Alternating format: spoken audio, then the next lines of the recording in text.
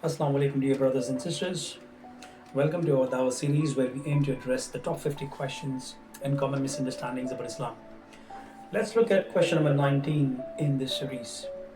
Didn't Muhammad write the Quran or borrow from the earlier scriptures?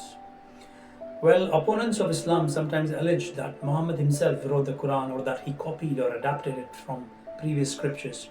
But it is known that the Prophet's contact with Jews and Christians was negligible before his emigration from Mecca.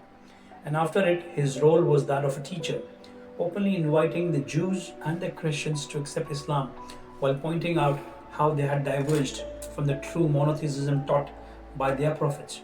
It is true that there are some similarities between the Quran and the Bible, but this does not indicate that later prophets plagiarized from former ones. It merely reflects the common source, which is the creator of mankind, and the continuance of his basic message of monotheism. Moreover, there was no Arabic version of the Bible in existence at the time of Prophet Muhammad. The earliest Arabic version of the Old Testament is that of Ar-Sadai's Gaon of 900 CE, more than 250 years after the death of Prophet Muhammad, and the oldest Arabic version of the New Testament was publicized by Erpenius in 1616 CE, about 1000 years after his death. Historically and logically, it cannot be established that there was any human source for the Quran or that the Messenger of Allah learned it from the Jews or Christians. His enemies kept a close watch on him, hoping to find confirmation of their claim that was a lie. But they could not point to a single instance when the Prophet might have had secret meeting with people of other faiths. It was a sign of Muhammad's prophethood that he was illiterate. Thus, he could not be credited with composing or editing the revelation, and the suspicion that he learned what he preached from earlier scriptures is eliminated. At the time the Quran was revealed, his contemporaries among the Arabs, known for linguistic eloquence, acknowledged that its language was unique and distinctly different from the speech of Muhammad, a man they knew well.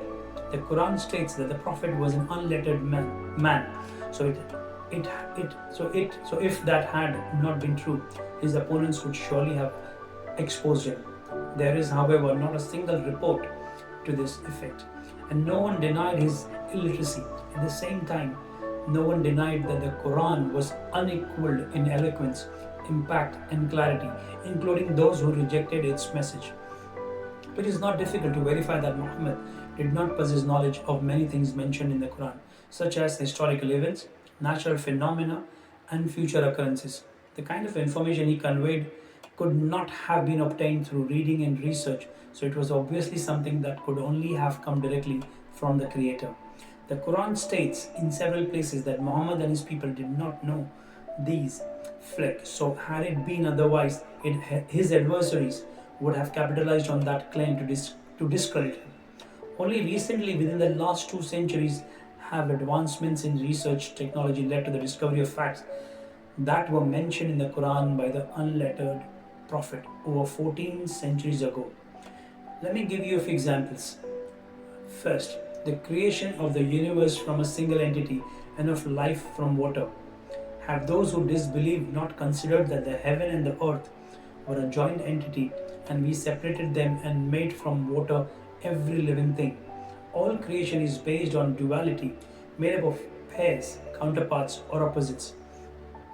And of all things, we created two mates, the different natures of the sun and the moon. It is He, Allah, who made the sun a shining light and the moon derived light and determined for it phases, that you may know the number of years and account of time. The rotation of earth. He created the heaven and the earth in truth. He wraps the night over the day and wraps the day over the night.